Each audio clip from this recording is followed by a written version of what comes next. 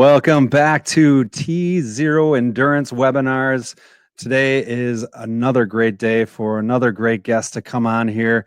It's going to be an absolutely fun show to be on because Derek Fitzgerald is one of those guys that I got to interview him on my podcast, as well as be able to have his story, seen his story many a time with the Ironman. Derek's popping on here in a second. His story will motivate you and help you to focus and understand that challenges in life are there, but you can overcome them. Derek, thank you so much for being on this program. Thanks for having me, Rob. Appreciate it. Oh, it's always great to hear from you. How has your life been staying at home? It's been interesting. I mean, I am immunosuppressed Yes. through some of the things that I've been through with my health. So really, a lot of it hasn't changed for me. It's like the rest of the world has a certain thing that they have to acclimate to that I've had almost 10 years now to kind of figure out how it works. So your life, actually, everybody's starting to understand how important it is to stay healthy, to stay kind of follow these rules. Now let's go into your backstory, because your backstory is quite amazing. When you think about that, at the age of what age did you were you diagnosed with non-Hodgkin's lymphoma? 30 years old. 30 years old. So your life changed completely. At that time, what were you doing for a job? I remember we were talking, and you had a different path. Yeah, I was, excuse me, I was running an agency for myself. I had a company. We were running around interviewing key thought leaders in health. Mm-hmm. So I was flying all over the world. I mean, from the time I was 28 to, I don't know, my mid 30s, I was flying around the world and interviewing key thought leaders in oncology, and had no personal connection to cancer. Right. And then I got cancer. And then my business expanded while I was dealing with the cancer. We started dealing with cardiovascular drugs and cardiovascular medicines. And I was going around interviewing key leaders in cardiology. And then my chemotherapy treatment led to heart failure. So, I mean, I've had some great people to pick up the phone and say, hey, right. What do I do? Yeah. And you didn't just survive cancer once, right? There was a lot of different things that you went through to overcome. You had severe weight gain. You had the chemotherapy, like you said before, and we'll get into that in a second, but it damaged your heart. All of those things combined would take somebody down. What was it that made the difference while you were going through that somebody like myself or anybody who's listening can take away and kind of add to their life as a habit? Well, for me, I mean, certain people can look at a situation and say, why me? Right. Anything bad. I mean, we all have setbacks in life. And if you don't, then man, just start buying lottery tickets, because you're the luckiest person on the planet. But we all have setbacks. And for me, it wasn't about, just pulling up the covers and saying, that's it, my life is over. It was about actually saying, well, you know what? This could have happened to anybody. How I respond to it is the only thing I have control over. I didn't have control over the fact that I had cancer. And so for me, it was constantly telling myself, get over yourself. And, no one's promised tomorrow. Right. So what makes you any different? So get up and get moving and do what you have to do. I love one on your website, and you can go to recycledmanspeaks.com, find out more. This is a guy that you want to have come to speak to your people, because it's a powerful story. It's a powerful voice. The thing that I love that you wrote on your website, it's beginning a new journey is often a humbling experience, but to begin, no matter how simple, is a victory in and of itself. Now tell me more about that, because that's a huge and powerful statement, especially in this challenging times. Sure. I think that when you think about, I don't want to fast forward too much through. Oh, we're going back to it. We're going back to, okay. So I've had a number of surgeries. I've had basically heart and guts. I've had my guts taken out. I've had my heart taken out. And in the process, I have spent months in bed. If you picture, what was it? Uma Thurman in the Tarantino flick where she's Pulp Fiction. No, I don't think it was Pulp Fiction. I think it was Kill Bill. Oh, Kill Bill. She Okay. just got her butt kicked. She drags herself into a car. She's supposed to be paralyzed, and she's just staring at her little toe, or her big toe, and saying, "Wiggle your toe." So for me, it was very similar. I was in bed, and my goal for a whole month was lift your head off this pillow. That's all you got to do. And for the month of January in 2011, my goal was to get my head to lift off a pillow for 1 inch. Wow. So really, when a lot of us, when I talk to folks and they talk about, yeah, you know what, I'm having a really hard time with this setback or this injury I just had, because, man, do you know where I used to be? Do you know what I used to be able to do? And they keep comparing it. They compare themselves to the best shape they were ever in their lives.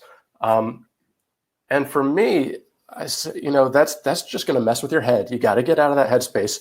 You have to focus on where you are today and where you were yesterday. Forget about 10 years ago. Forget about when you were 18 or 22 or 27. Think about where you were yesterday, and what are you going to do today that gets you better, the smallest bit better than yesterday. And that's where you start. And every day you try to be a little bit better than the day you were before. That's a great way of putting it. And it's really a great analogy for when you do long races like an Ironman or a half Ironman is, each step and each transition and each aid station is exactly that. And, people going through the struggles of, I signed up for my first race and now it's canceled. What do I do? What would you say to those people? Well, I would challenge them to find some perspective in all of it, to find the big picture. Yeah, it sucks. It sucks to put a year of your life, maybe more, into one day. Right. But I would ask those same people, why was it that you got started training to begin with? Was it to do an Ironman? Was that running down the red carpet, right, having Mike Riley say that you're an Ironman? Yeah, you know what? That's huge. And that's a motivating concept or principle for a lot of folks. But for most people, it is, I just want to be a little bit healthier. I just want to take control of something that's completely out of control. And I can't control everything, but I can control myself and how I respond to it. And I'm going to take this one portion of my life and try to make it a little bit better. And when you think about it from that perspective, you know what? You got in the best shape of your entire life. Yeah. And you can't race. You know what?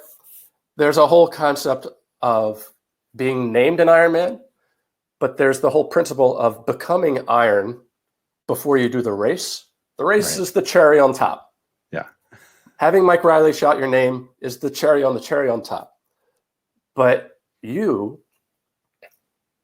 are now able to look at a body of water, no matter how far it is, and go, yeah, I could swim that. This boat crashes right now. This boat sinks. I could swim back to shore. You can head off into your neighborhood, and you can forget about the map that someone has planned out for you. You just go, I'm going to explore, and I'm going to run 15 miles, 20 miles today. Okay. How far does that take you outside your boundaries? How far out of your comfort zone would that be now as opposed to before you started? So the fact that we're not able to race, you know what? You got to look at the big picture. You got to say, you know what? There are people that would just kill to be where I am right now, to be able to be fit and healthy and run around my neighborhood and 20 miles out and back, or go for 112-mile bike ride because I just feel like it. Right. Those are huge things. And there are people out there that would kill for that. And missing a race, yeah, it stinks. Losing money because you put down on a house or place to stay or transporting your bike or the travel to and from, yeah, you know what, that sucks. But you can always get that back. Right. The stuff that you've gained, the fitness level that you've developed and the mindset that you've created in yourself changed your life far before coronavirus ever did. Right.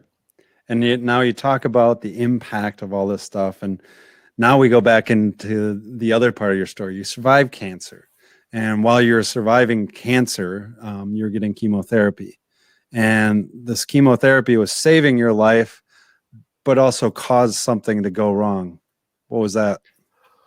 Basically, they said that the likelihood that I had cancer was 2% because of where my symptoms were presenting. I was bleeding when I went to the bathroom out the rear end. And so they said, you know what? I'm trying to keep it as little graphic. Triathlete, so I think you're good. Okay, so yeah, so I was filling the basin with blood every 2 weeks, and they said, yeah, listen, we don't think this is cancer. The likelihood of it being cancer is about 2%. I'm then diagnosed with cancer, and as I'm in the oncologist's office being treated for the cancer, they said, listen, there's a 2% risk that one of these medications can damage your heart. But we know more about hearts than we do about cancer. Right. This is your best shot. And so I said, yeah, all right. So let's go with it. 98% chance. But at the same time, I knew I had just gone through a 2% risk of having cancer. So it wasn't something that I looked forward to. Basically, in the course of my chemotherapy, it damaged my heart. Right. Ejection fraction, which is supposed to be somewhere between 55 to 65% for a normal person. That's the efficiency at which your heart pumps blood, oxygenated blood through your system. 3 months after I was declared in remission, I found out that my ejection fraction was 18%. 18, yeah. I was gurgling fluids when I was breathing. They thought it was pneumonia. They thought it was pleurisy. They thought a number of different things before they finally came to me and said, you know what, we know you had a rough year, but we've got some more bad news. And they followed that with, if there's anybody you want to call, you might want to do that. That just makes your heart sink. Yeah. Yep, it does. What were your thoughts at that moment?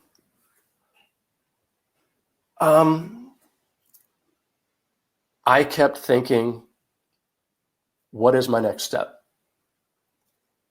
There's all of these obstacles in my way, and I have no idea how I'm going to get past them. I can't focus on that because I'll just curl up into a fetal position, rock back and forth, and sob. Right. Because it's humbling. There are forces that are against us that are humbling. Right. And you don't know the pathway through. So all you can focus on is your very next step. You turn myopic in your vision. Don't think about, the finish line. Think about what you have to do next. And so that's what I said. I asked the doc, I said, all right. And it was rough. It wasn't just, okay, so what's the next step? Right. It was, wow. Okay, my life is flashing before my eyes. Mm-hmm. What I expected as a life expectancy probably wasn't there. The things I was hoping for in my life, I saw them slipping away. I was imagining them slipping away. And I just said, all right, so what do I got to do next? And that's where I started. And that's the step that was next is something. Organ donation is a huge part. I've been a part of it. Todd, who's on the backside of this, and also yourself. The process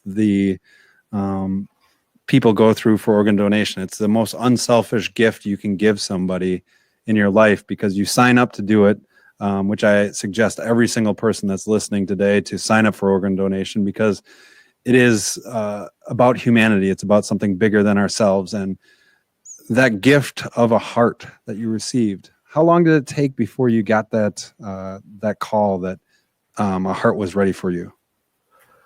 I was in heart failure for 7 years. Wow. But I wasn't bad enough to get on the transplant waiting list until the last 4 months. So, so diagnosed in when I was 30, so I guess 2003. Yep. And then it wasn't until 2010 that I was put on the waiting list. But those last 4 months, my health went over the edge of a cliff. My body started failing. The other organs that were healthy had been compensating for the heart and the issues that I had with my heart. But then all of a sudden, they couldn't hold up anymore. And one thing started failing after the next. And I went from over 200 pounds down to 150. Went from 150 down to 128 pounds. Wow. Wow. And you kept going. And the interesting fact, so if anybody wants to ask any questions of Derek, please feel free to write in the chat box. I'll ask him the questions. I promise I'll ask what you actually asked. But so you move forward, you get the heart transplant. And that's a long process after that to be able to continue to move forward. But you are a different animal. That's the best way to put it, because during your cardiac rehab, you were able to build up, what does it say? Build upon a training session to run a 5K. Is that correct? How long after that, the heart transplant, did you do that? I did my very first 5K I had ever done 8 months after my heart transplant. I did my first half marathon 2 months after that. And then we get into the fact of, you said, you know what, this isn't enough. I want to go and do an Ironman race. Cancer survivor, heart transplant recipient, going into one of the toughest, really the toughest races that you can do and put strain on your body. What was your mindset? Because I know how hard that is, but what was your mindset? Because there had to be some fear behind making that commitment. Sure, there's a lot of fear, but I think that one of the things that I've come to understand is that if your goals aren't scaring the crap out of you, then your goals aren't high enough. Great statement. Great statement. And Ironman scared the crap out of me. But really, I went from that 5K to the half marathon. I took a progression. April. That's not a progression, Derek. I'm sorry, but 5K, 10K, take a month off, Well, I learned to swim like 2 months after my half marathon. By April of 2012, I had done my first Olympic distance try. Mm-hmm. In May of that same year, a month later, I did my first half Ironman. Nice. So, I think ignorance was bliss for a lot of this, because I was just like, well, I just did an Olympic. And so you look at the swim lengths and you're like, okay, so it's not that much further from an Olympic to it.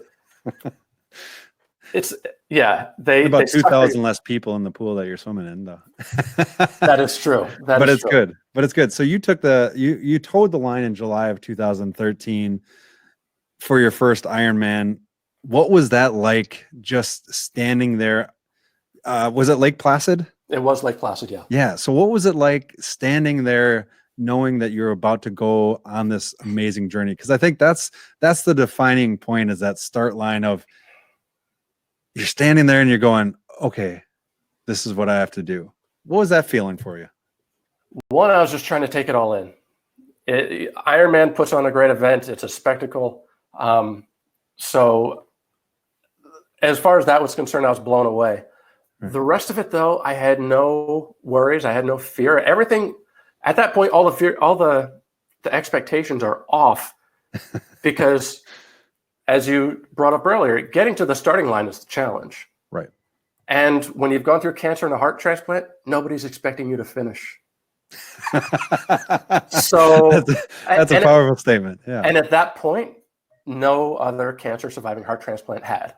Right. So, I have a good friend who attempted it a couple of times, and you go back at some of the old Kona videos and you've seen those attempts, and you're like, you know what?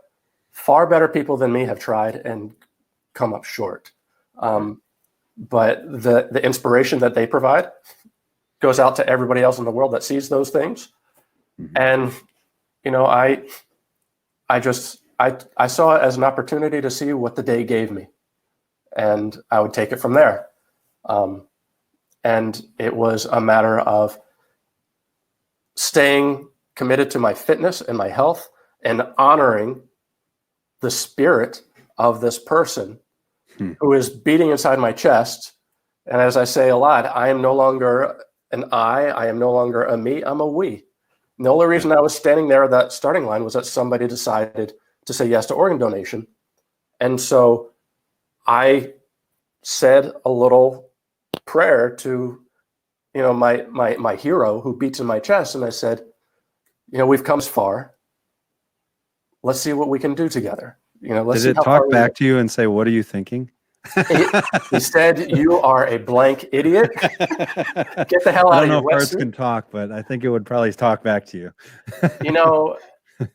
This heart and I, we've gone through a lot together. And actually at the start of every race, I go, all right, bud, this is it. What do you want to do? You good? And every time, we take what the day gives us, and we spend the time in the sunlight with like-minded nut jobs who enjoy, enduring a certain amount of pain. Right. Because it puts life into perspective. Right. It's your, the understanding of your why is probably the biggest thing in triathlon. And I think somebody said it great once, if you have to ask why, you'll never understand. Yeah. But it is your why that makes you get through those races. And it seems like your why is that heartbeat that you have every single day because somebody made that choice. Absolutely. And now, going beyond that too, there's some great videos on YouTube of this guy that crossed this finish line in this iconic place. You want to tell us more about that? Sure. I was lucky enough to be selected by the Leukemia and Lymphoma Society's team in training to be one of their representatives in Kona. So I raised money to fight cancer because that's part of, what good is my story if I'm not using it to give back? So I rode my bike from the Santa Monica Pier to from the Pacific Ocean to the Atlantic Ocean in Avalon, New Jersey, to raise money and awareness to fight cancer and to support organ donation. And I took those funds, and it got me into Kona. So that is, it is, Kona is the Mecca of triathlon. And you see all the other triathletes that you've ever seen on television, followed, and they're just sitting there, going for a swim, and you're like, I know you. And it's mind-blowing. It was a pure honor to be allowed in that race, and to ride the lava fields, to know what it's like. I almost wasn't able to do it, for many reasons, but even in the race, I get in the water, I'm swimming, I'm seeing the fish below me. It's like a tropical school.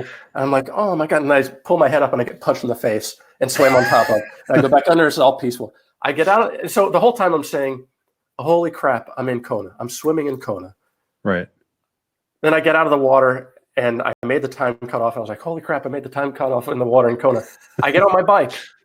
A buddy of mine had told me that it would be a great idea to put Sour Patch Kids in my bento box, because it helps get rid of that salt It gets in your nasal passages. So I'm thinking, holy crap, I'm on my bike in Kona. Holy crap. Within the first mile, I open up my bento box. I pop a Sour Patch Kid, and I'm so excited that I forgot to chew it all the way. It gets lodged in my throat, and I'm like, and I start seeing black spots, and I'm trying to like I'm not getting a bike. Hell no. No. I'm still riding. I'm seeing black spots. I'm getting all wobbly. I'm trying to give myself a one-armed Heimlich on the bike. and then I'm thinking, holy crap, I'm going to pass out in the first mile of Kona on the bike. On a Sour Patch Kid. On a Sour Patch Kid. Hey, it's a great sponsorship that you could get. Yeah, I know. Yeah.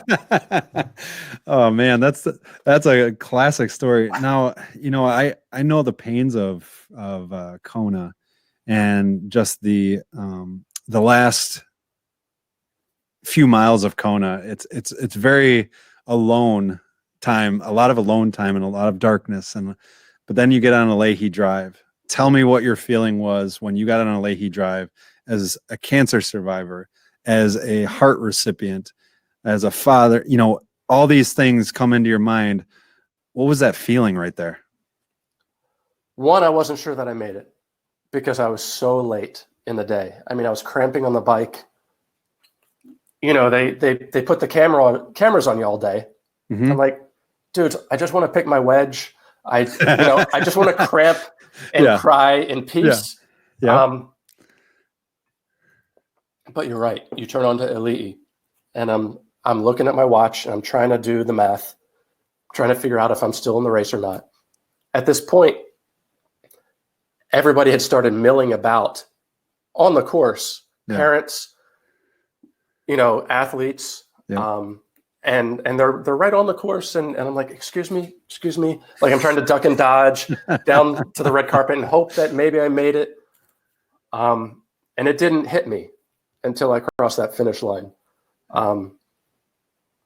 What had happened, and I was stunned. I was completely speechless, but grateful to be alive. Yeah, grateful to have had that opportunity, and it was a defining moment in my life that I'll never forget. Yeah, and it's a defining moment in all of our lives. I mean, watching you cross that finish line, like you said before, it's about opportunity, and in these challenging times, taking, stories like yours and building them into our lives as habits to look at things in different perspectives and appreciate the moments. Now, I want to give a shout out to your foundation as well. You do great things with your foundation and being able to give to others, to help others on an advocate level. Tell me more about the foundation that you have. Well, as I said, what good are these individual stories if we can't share them to help other people? And, what we do with the Recycled Man Foundation is we try and remind people that there is life worth fighting for. It takes a lot of work. It takes a lot of effort. There's no easy button to get to living this amazing life. But what we try to do is we try to promote fitness and activity after significant health challenges. And in doing so, we improve our quality of life. So that's what we do. And as we work out the legalities of having a charitable foundation until we get the 501c3s in place and all those things, we team up with other organizations like the Ironman Foundation, and Sarah Hartman, who I know you're going to have on here as well. And she's on watching you right now. And Mike, my buddy Mike Ergo, who was just on your show, and it's so important to with the foundation, my Recycle Man Foundation, with the Ironman Foundation, with foundations like the Chris Klug Foundation out in Colorado. It's taking the opportunity and taking your good fortune and just putting it back out to the world and saying, you know what, I'm here to help. Love it.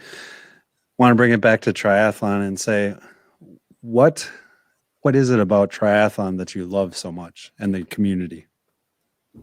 It's a funny question because if you asked me before I started all this, I would tell you that I hated running. I had no interest in cycling. Yeah. And swimming, no, I like belly flops and cannonballs. And really, while you're training and you're trying to get all these things dialed in, it's not a lot of fun. No. There's a lot of pain. There's a lot of sacrifice. There's a lot of just putting all these things ahead of your superfluous, your superficial instant need for gratification, right? Yeah, and you put it off. Right. So, however, I will say that for anybody starting a program of fitness or anything like that, it's not about feeling the suck. It's about how you feel after. Right.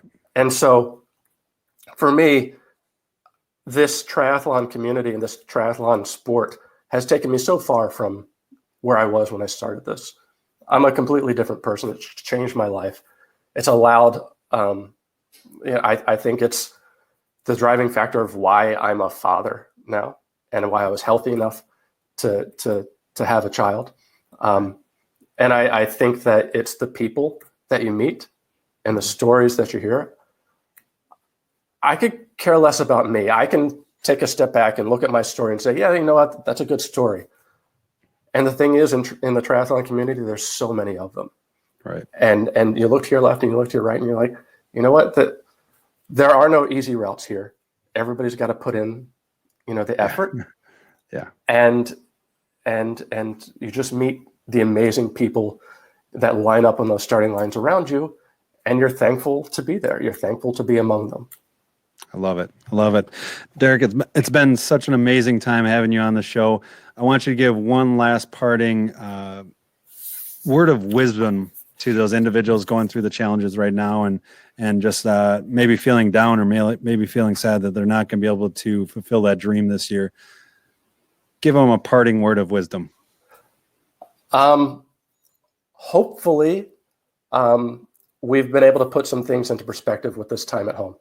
And we see we see our heroes on the front lines of fighting COVID. We see the people who weren't fortunate enough to survive the coronavirus. That in and of itself should provide some perspective around it. Know that the effort that you put in isn't for nothing. Mm-hmm. You've gained so much physically, mentally, spiritually, emotionally, your health, that you haven't lost. And triathlon, Ironman will find a way through with Ironman VR. There will be more Ironman races. Yeah. So remember that no matter how slow progress seems to be going, forward is a speed. That's another quote that I live by. Love it. No matter how slow you feel it's going, forward is a speed. And if you maintain that consistency slowly over time, you're going to find that obstacle where there's not racing in a year, finances, health, life. If you keep pushing forward step by step, slowly, consistently, over time, at some point, you'll look back over your shoulder and go, holy crap, I just beat that. So. Love it. Derek, thank you so much. You can go to recycledman.com and find out more about Derek and all of his adventures. And I think you should really bring him out to speak to you. So, Derek, thanks again so much for being on the program. Thanks, Rob. Appreciate it. If you want to go to iwishiwasracing.com, you'll find out more about more of the T0 endurance webinars that are coming up. Our schedule's on there. You can also rewatch the one with Derek if you need some more inspiration while you're on your long bike ride. But thanks again for joining us, and we'll see you again soon.